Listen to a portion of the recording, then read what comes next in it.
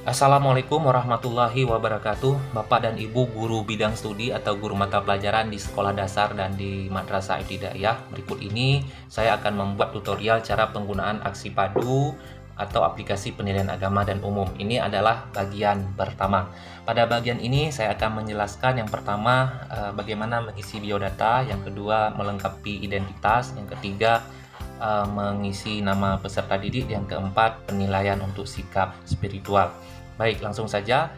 Bagian pertamanya adalah mengisi biodata pengguna. Yang perlu Bapak Ibu lakukan di sini adalah mengisi nomor keanggotaan. Di sini terdapat daftar yang memuat banyak sekali nama anggota dan nomornya. Jadi yang perlu diingat adalah nomor anggota masing-masing. Jadi Bapak dan Ibu jika sudah mengingat nomor anggota, langsung saja diisi di sel berwarna kuning ini. Misalnya ketikkan nomor anggota 1, tekan enter, itu keluar atas nama guru Samsul Bahri dari Min 3 Kota Lusmawi. Nah, jika ini sudah selesai, kita klik kembali dan ini adalah tampilan menu utama dari aplikasi Aksi Padu. Berikutnya pada bagian identitas, klik di menu identitas. Di sini ada identitas satuan pendidikan, dilengkapi dulu alamatnya, kemudian desa, kemudian kecamatan, kemudian nama kabupaten atau kota, pilih salah satu, misalnya kota. Kemudian nama kota diisi dengan nama kota tempat Bapak Ibu atau sekolah madrasah Bapak Ibu berdomisili. Provinsi, kemudian dilanjutkan dengan kode pos, telepon, dan email. Jika tidak ada, diabaikan saja. Kemudian identitas guru mata pelajaran. Untuk guru yang sudah memiliki NIP, awali dengan aksen atau petik 1 lalu ketikkan NIP-nya. Bagi Bapak Ibu yang masih honorer, itu boleh dengan cara mengganti NIP, klik sekali, pilih NUPTK, atau boleh dengan PEK ID. Baik, selanjutnya jenjang kelas, misalnya Bapak Ibu mengajar di kelas 6. Nah, di sini terdapat pilihan 1 sampai 6. Dan jika Bapak Ibu mengajar di kelas 6, klik angka 6. Nama kelas di sini diisi dengan Romawi. Kemudian di kelas 6 itu misalnya paralelnya ada 3 kelas, misalnya ada 6A, 6B, 6C. Maka aplikasi ini untuk satu kelas itu satu aplikasinya. Nah, jadi 6A satu aplikasi, di 6B nanti satu aplikasi. Nah, berikutnya mata pelajaran itu dipilih. Di sini terdapat beberapa mata pelajaran. Misalnya saya ingin Quran Hadis. Nah, di sini penjelasan yang perlu saya sampaikan khusus untuk mata pelajaran PAI, kemudian yang di SD PAI, kalau di Madrasah Ibtidaiyah ada Quran Hadis, Fikih, SKI, Bahasa Arab, dan Akidah. Itu redaksi KD-nya sudah termuat dalam aplikasi. Adapun untuk mata pelajaran lain seperti mata pelajaran tematik itu tidak termuat di sini. KD-KD-nya harus diketik secara mandiri karena aplikasi ini tidak direkomendasikan untuk dipakai oleh guru kelas. Ini aplikasi ini dipakai oleh guru PAI baik di SD maupun di MI. Namun jika di sekolah atau di madrasah ada bidang studi tertentu yang diajarkan oleh guru selain guru kelas, maka terpaksa harus menggunakan aplikasi Aksi Padu. Misalnya saja ada madrasah atau sekolah yang pelajaran SBTP diajarkan oleh guru lain, maka guru tersebut menggunakan aplikasi ini untuk mengisi nilai. KD-KD-nya itu harus diprogramkan sendiri karena tidak termuat di dalam aplikasi ini. Baik, berikutnya KKM itu tidak dibahas dalam pertemuan kali ini. Bapak nanti ada bagian tersendiri akan disampaikan.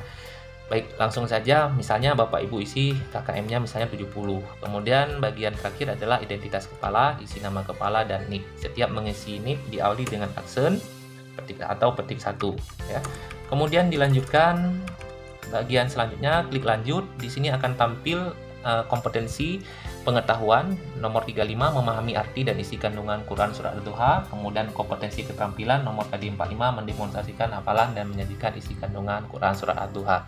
Baik, ini secara otomatis sudah muncul dan tidak perlu diisi. Klik kembali dan kita sekarang berada di menu utama. Selanjutnya buka menu nama peserta didik. Di bagian ini Bapak dan Ibu harus mengisi nama siswa.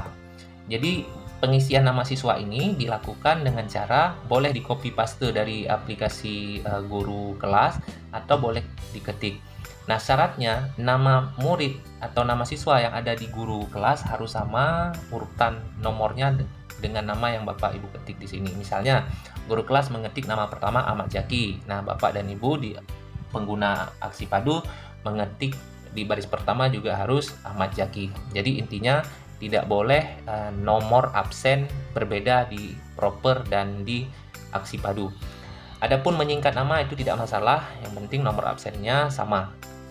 Yang Bapak Ibu lakukan di sini hanya mengetik nama, NIS dan NISN, dan nomor ini tidak perlu diisi. Kalaupun diisi ya silakan untuk NIS dan NISN. Baik, kemudian klik lanjut. Klik kembali dan kita berada di menu utama. Nah, di bagian ini selanjutnya kita akan menjelaskan bagaimana melakukan penilaian untuk sikap. Penilaian sikap itu terdiri dari dua macam. Ada penilaian sikap spiritual, kemudian ada penilaian sikap sosial. Nah, saya contohkan untuk penilaian sikap spiritual wajib dilakukan oleh guru PAI dan guru kalau di sekolah atau di madrasah itu guru akidah akhlak wajib melakukan penilaian ini.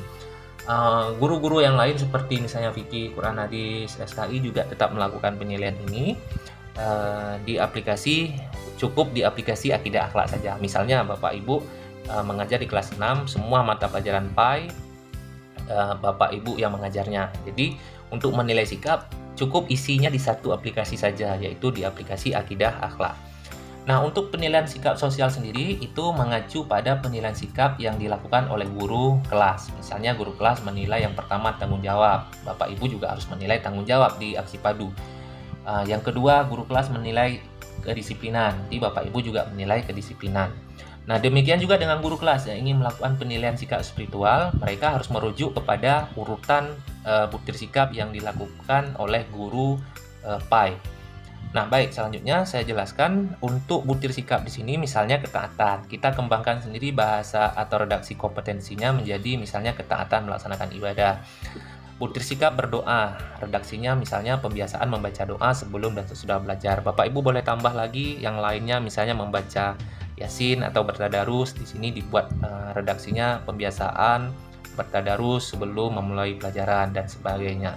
Baik, selanjutnya klik lanjut. Di sini akan terdapat dua menu, penilaian sikap spiritual dan sosial. Kita fokus pada spiritual saja. Untuk penilaian sosial sama caranya, jadi saya jelaskan untuk spiritual saja. Ada dua cara yang dapat dilakukan, sebenarnya masih banyak sekali cara bisa diperhatikan di sini.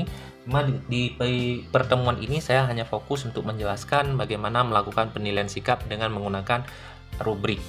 Jadi terdapat ada 20 rubrik, tapi Bapak Ibu tidak harus menggunakan semuanya, gunakan sebagiannya atau seperlunya. Klik rubrik 1, nanti akan tampil menu seperti ini, bisa diisi misalnya hari dan tanggal diisi dengan Senin misalnya tanggal 14 Juni 2021. Kemudian kita akan mengobservasi ketaatan siswa dalam melaksanakan ibadah. Misalnya Ahmad Zaki menunjukkan perilaku yang sangat baik atau menonjol positif, maka diberikan tanda X di SB. Cut Azizah menunjukkan perilaku baik, kemudian Samsul menunjukkan perilaku sangat baik, misalnya Eva juga menunjukkan perilaku misalnya baik, kemudian Isyal menunjukkan perilaku cukup misalnya.